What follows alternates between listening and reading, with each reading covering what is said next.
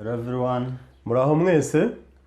I'm so happy to meet every one of you. Nejejwe no guhura namwe.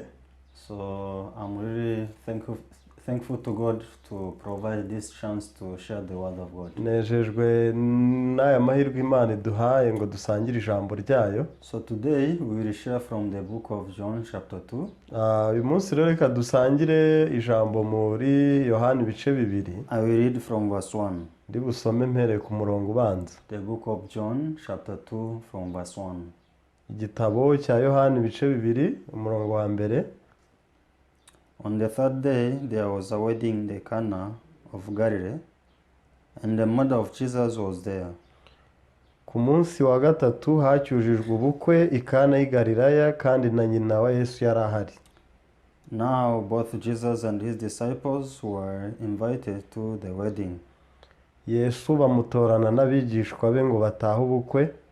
And when they ran out of wine, the mother of Jesus said to him, "They have no wine." Nuko vino ishize nyina wa Yesu aramubwira ati nta vino bafite. Jesus said to her, "Woman, what does your concern have to do with me? My hour has not yet come." Yesu aramubwira ati mubyeyi tubigendanyemo dute igihe cyanjye ntikiragera. His mother said to the servants, "Whatever he says to you, do it." Nyina abwira abahereza ati icyo ababwira cyose mugikore. Now there were set there 6 waterpots of stone according to the manner of the purification of the Jews, containing the 20 or 30 gallons apiece. Hariho intango esheshatu zaremwe mu mabuye zashyiriweho kwiyeza nk'uko umugenzo w'abayuda wari uri, intango yose irimo inshuro ebyiri cyangwa eshatu z'amazi. Jesus says to them, "Fill the water pots with water," and they filled them to the brim. Yesu arababwira ati mwuzuze intango amazi, barazuzuza bageza ku ngara. And he said to them, "Draw some out of now and take it to the master of the feast," and they took it. Arababwira ati nimudahe noneho mushyire umusanwa mukuru. Barayamushyira. When the master of the feast had tasted the water that was made wine, and he did not know where it came from, but the servants who had drawn the water knew, the master of the feast called the bridegroom. Uwo musanwa mukuru asogongeye amazi ahindutse vino ntiyamenya aho iturutse kereka babahereza badashya amazi nibo bari babizi. Umusanwa mukuru ahamagara umukwe. And he said to him, "Every man at the beginning sets out the good wine, and when the guests have well drunk, then the inferior. You have kept the good wine until now." Aramubwira ati abandi bose babanza vino nziza, abantu bamara guhaga bakabona kuzana izitaryoshye, ariko wehoho washyinguye inziza aba arizo uherutsa. This beginning of sign Jesus did in Cana of Galilee, and manifested his glory, and his disciples believed in him. Icyo nicyo kimenyetso cya mbere Yesu yakoreye i Cana y'i Galilaya, yerekana icyubahiro cye, abigishwa be baramwizera. When we read the Bible, especially this book of the Gospel, we could see many different proverbs of Jesus. Rero iyo usomye Bibiliya cyane muri iri sezerano rishya ubonamo imigani ya Yesu. Yes, when we see this book of John, especially this book of John, we can see different changes happen. By'umwihariko iyo ureba muri iki gitabo cya Yohana ubona ibintu byagiye bihinduka. So wherever Jesus could come, the change happened. Aho Yesu yashyikaga hose impinduka yabarabonekaga. It's because of the power which was working within him. Byaterwaga ro n'imbaraga yari murimo imukoreramo. So what does it shows? Ibiro birerekana iki? This shows that whoever meets Jesus heart to heart must change. Birerekana ko uhuye na Yesu wese umutima ku wundi ahagomba kubaho impinduka. So no matter how much evil you are, once you meet Jesus, you will change. Ubu mubi waba uri wese iyo uhuye na Yesu urahinduka. So this wedding of Cana of Galilee, rero ubu bukwe bw'i Kana y'i Galilaya, so Jesus was there because he was invited. Yesu yari ahari kuko yari yahatumiwe. But there is something surprises them. Hari gusa icyabatunguye. But this was done by God so that Jesus can be manifested. Kandi ibyo byakozwe n'Imana kugira ngo Yesu yerekanwe. Because everything was prepared well. Kubera ko buri kimwe cyari cyateguwe neza. This was the preparation of human being. Ibi rero ni umuteguro w'abantu. So whenever human beings have a certain feast, iyo umuntu afite ibirori runaka, he prepares everything one by one. Ategura buri kimwe ku kindi. So even this man did so. N'uyu rero nyiri ibirori aha yari yarateguye. So according to him, everything was settled well. Hagendewe ku kuntu yabyibwiye, buri kimwe yari yagishyize mu murongo wacyo. So people, they started to enjoy the ceremony. Abantu rero batangiye kunezererwa ibirori. But amazing thing, the wine was used up. Ariko igitangaje nuko vino yaje kubashirana. So they didn't know what to do. Bari bazi icyo bakora. Because if the wine is used up, kubera ko niba vino ishize, that is the end of joy. Ubwo birasobanura ko ibyishimo bigeze ku mpera. Because if people, they are not having the wine, kubera ko abantu niba nta vino bafite, they will not keep rejoicing. Birasobanura ko batari bukomeze kunezerwa. So this was the end of joy and this was the end of the ceremony. Ibi rero byabaye impera y'ibyishimo ndetse n'ibirori nyirizina. So this was much trouble in the heart of the one who prepared this feast. Ubwo rero wari wateguye ibirori yarahuye n'impungenge n'ihungabana. So they started to try to sort out this problem. Bagerageje rero gukemura iki kibazo. But you know, Jesus also was there and his disciples. Kandi mwibuke ko Yesu yari ahari ndetse n'abigishwa be. So when you read this parable one by one, iyo rero usomye uyu mugani inkuru kimwe ku kindi, so you can discover that these things happened so that people can know who Jesus is. Ibi rero tubasha kubona ngo byabereyeho kugira ngo abantu bamenye uwo Yesu ari we. So because he was just there as invited one, kubera ko yari ahari nk'umutumirwa, even he was like others who are sitting there. Yari yicaye nka rubanda rundi rwari rwicaye aho ngaho. But according to the plan of God, Jesus was not just there. Ariko bigendeye ku mugambi w'Imana, ntabwo Yesu yari ari aho gusa byaho. He had to fulfill the will of God. Ahubwo yari ahari ngo asohoze ubushake bw'Imana. So when the wine was used up, igihe rero vino yashiraga, so Mary, the mother of Jesus, approached him. Mariya nyina wa Yesu yaramusanze. And he told him that they have no wine. Aramubwira ati ariko ko nta vino bafite. So this is how Mary told Jesus. Uko niko Mariya yabwiye Yesu. So but Jesus, he was not having something to do with them. Ariko Yesu ntacyo yari afite ahuriyeho nabo. So woman, uwo mugore, what have I to do with your concern? Yaramubajije ati se tubigendemo dute? Because my hour have not yet come. Aramubwira ati igihe cyanjye ko kitarashyika. So actually Mary realized what Jesus spoke to her. Mariya rero yatahuye icyo Yesu arimo aramubwira. So this is how Mary returned to the servants and told them, whatever Jesus told you, you just do it. You just do it. Niyo mpamvu rero Mariya yagarutse kubahereza ati icyo Yesu ari bababwire cyose mu gikore. Whatever he tells you, just do it. Icyo ababwira mu gikora uko ari kivuge. What does it mean? Biravuga iki? Either you understand or not. Bisobanura ngo waba ubyemera cyangwa utabyemera. Whatever he tells you, do it. Gusa icyo akubwira cyose ugikore. So that is where Jesus started to work. Aho rero niho Yesu yatangiriye gukora. So he stood up. Arahaguruka. And he started to speak to these servants. Atangira kuvugisha aba bagaragu. Bible says, Bibiliya avuga ngo there were 6 pots. Hari intango esheshatu. According to the manner of Jews, bigendeye ku muhango w'Abayuda. So they used to fill these water pots with water so that people can wash their hands and feet before they enter into the house. Izo ntango zategurwaga mbere abantu bagakaraba kugira ngo binjire mu nzu. So after After entering the house, bamara kwinjira mu nzu rero, once other people comes, they have to also wash their hands and feet and enter.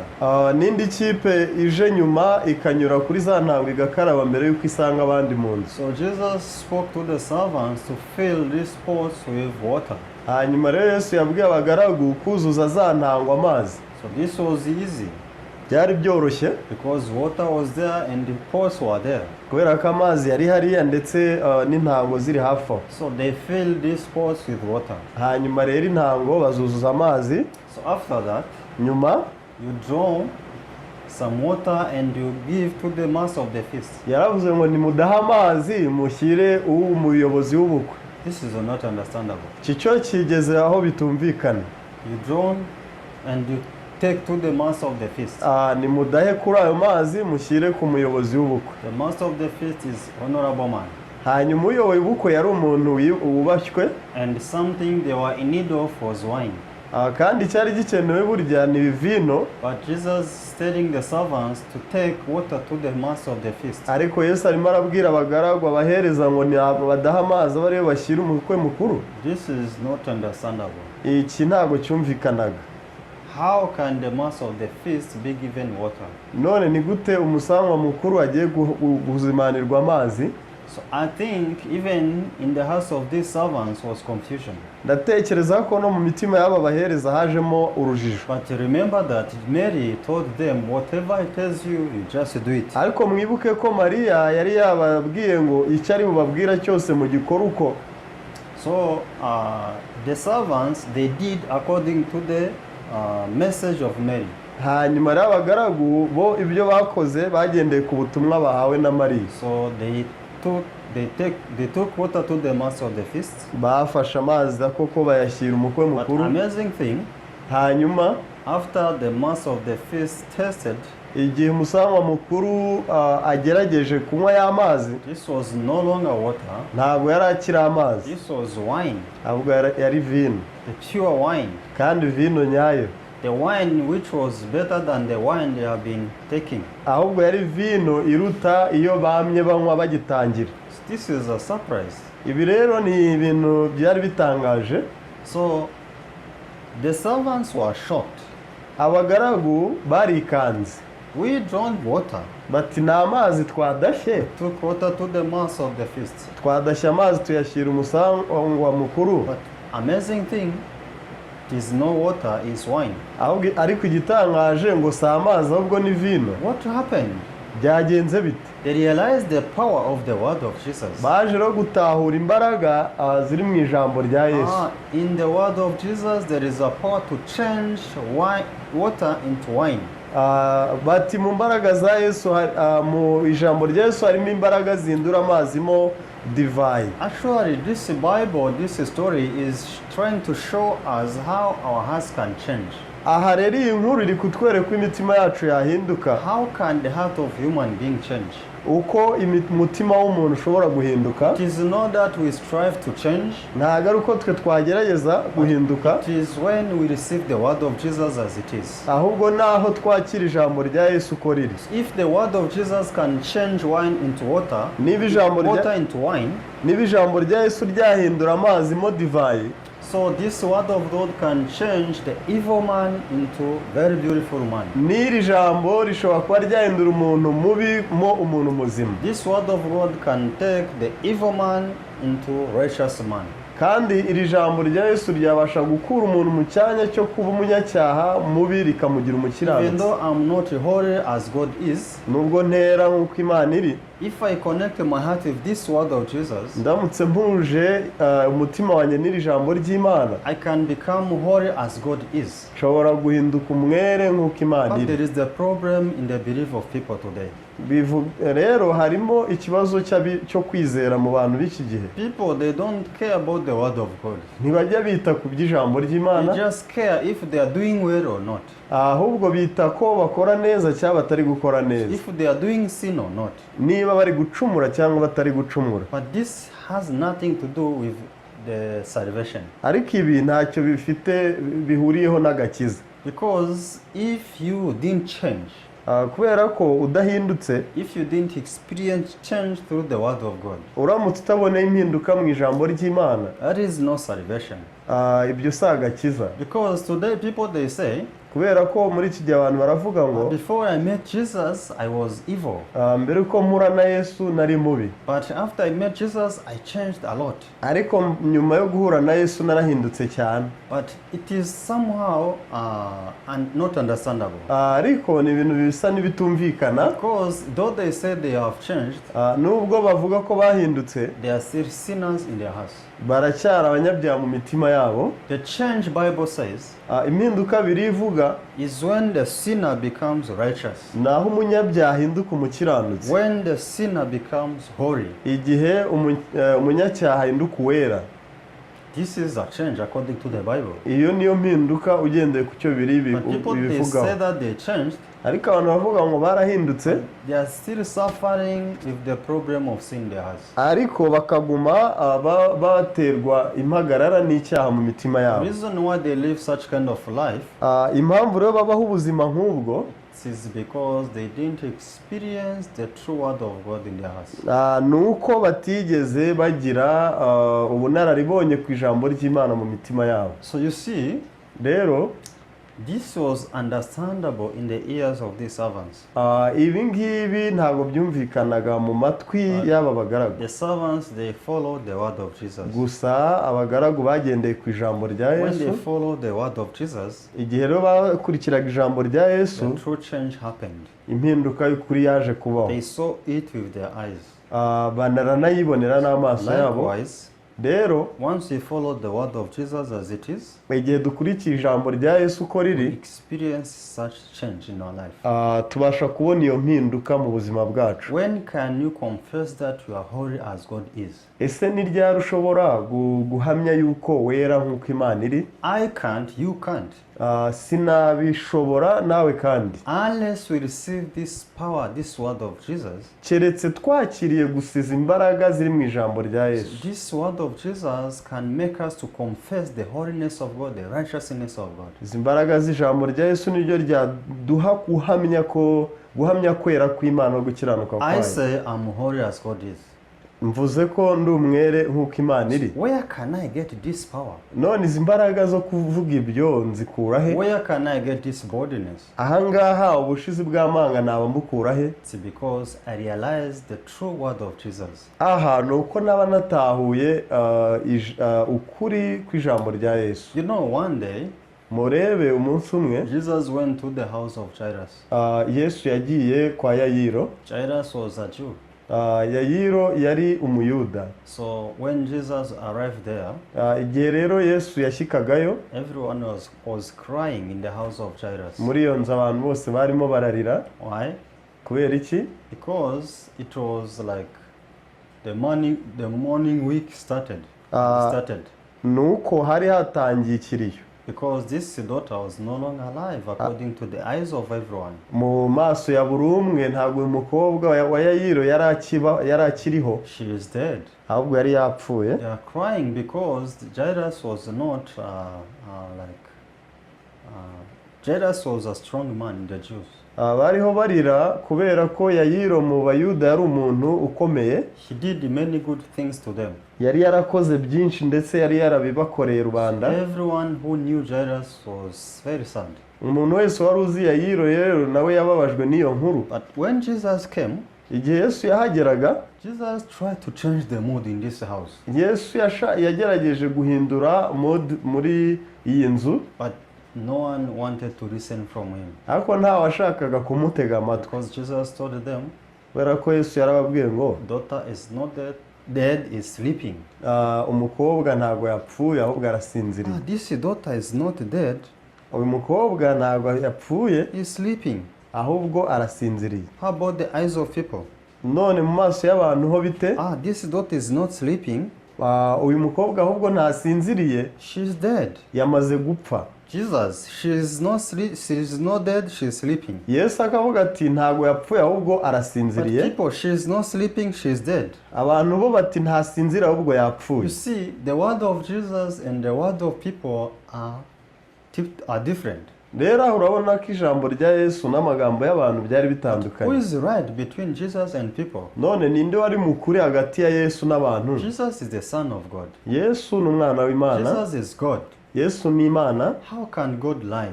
None si Imana yabeshya? God cannot lie.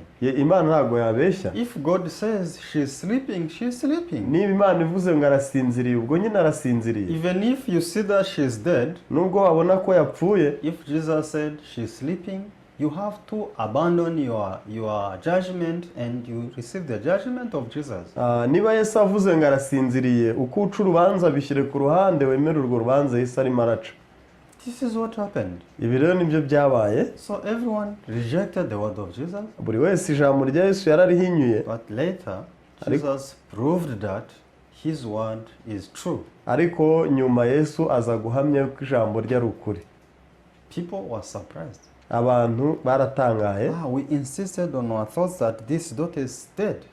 Dore twashimangiraga ibitekerezo byacu ko uyu mukobwa yapfuye. But you see, she's walking by herself. None dore ari kwigenza. Jesus was right. Yesu ahubwo yari ari mukuri. People, they realize how foolish they are. Abantu rero batawe ukuntu bari abapfu. We need to discover how foolish we are from the beginning. Natwe tuba dufite gutahura ubupfu bwacu mbere hose.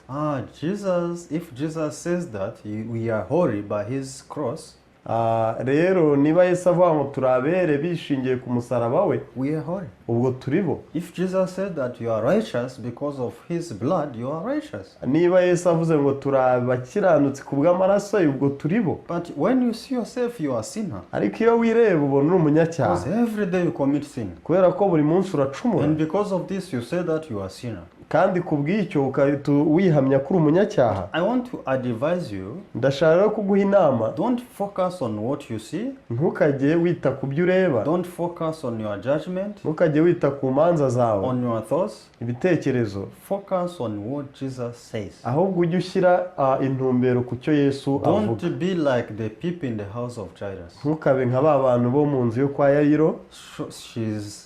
She's dead according to the eyes of people. Mu maso y'abantu yari yapfuye. But according to the eyes of Jesus, she is sleeping. Ariko mu maso ya Yesu yari asinziriye. You are sinner according to your eyes. Uri umunyacyaha bigendeye kuko ubireba. But according to the eyes of Jesus, you are righteous. Ariko hagendewe ku maso ya Yesu uri umukiranutsi. This is what according to the eyes of the servants. Ibi rero nibyo byari mu maso y'abatanga serivisi. This is water. Mu maso yabo byari amazi. But according to Jesus, this was no longer water, was wine. Ariko ugendeye uko Yesu yabibonaga ntibyari bikiri amazi ahubwo byari byabaye divayi. If you believe that you died together with Jesus, you were buried together with Jesus, and you resurrected together with Jesus. Uramutse wizera ko wabambanywe nawe ugapfana nawe ndetse ukazukana nawe. After the resurrection of Jesus, you are no longer a sinner. Nyuma y'umuzuko wa Yesu ubwo ntabwo waba ukiri umunyacyaha. This is a secret. Iryo ni ibanga. We have to know this. Tugomba kubimenya. I want to read the last verse. Ndashaka gusoma umurongo wa nyuma. The book of Hebrews chapter 1 verse 3. Mu Baheburayo. Hebrews 1 verse 3. Abaheburayo igice kimwe umurongo wa gatatu. Hebrews 1:3 says, who being the brightness of his glory and the express image of his person, and upholding all things by the word of his power, when he had by himself purged our sins, sat down at the right hand of the majesty on high.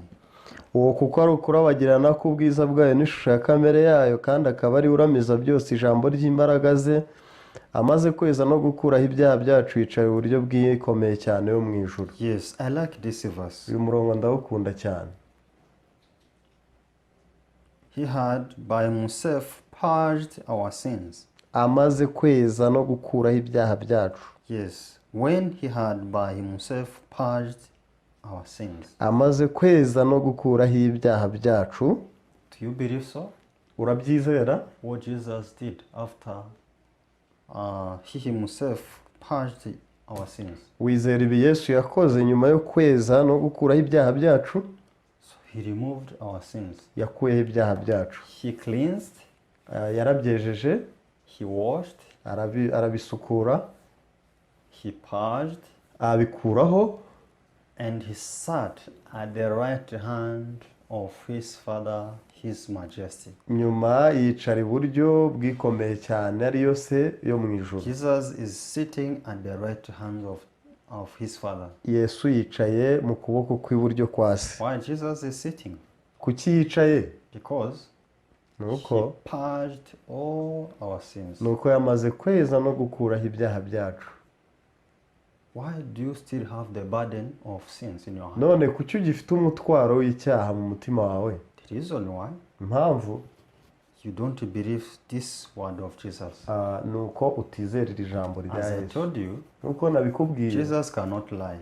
ntabwo Yesu yabeshya. If Jesus said she is sleeping, Niba Yesu avuze ngo uyu arasinziriye, she is sleeping. ubwo nyine arasinziriye. Even though everybody in the world may say that she is dead, Nubwo isi yose yahamya yuko uwo muntu yapfuye, if Jesus says she is sleeping, igihe Yesu avuze ngo arasinziriye, she is sleeping. ubwo nyine arasinziriye. The word of Jesus cannot lie. Ijambo rya Yesu ntabwo ryabeshya. If Jesus says Igihe Yesu avuze ngo he purged all our sins, yakuyeho ibyaha byacu byose, Jesus cannot lie. He purged all our sins. ntabwo Yesu atubeshya kuko ubwo yakuyeho ibyaha byacu. If Jesus said that we are holy, we are holy. Niba Yesu avuga ngo turabera, ubwo turabera nyine. Even if your neighbors, all your neighbors may come to you say, "Ah, you are lying, you are a sinner. We know you, you are a sinner." Nubwo abaturanyi bawe bose bakuzenguruka bati icyo ni ikinyoma, uri umunyacyaha, turakuzi.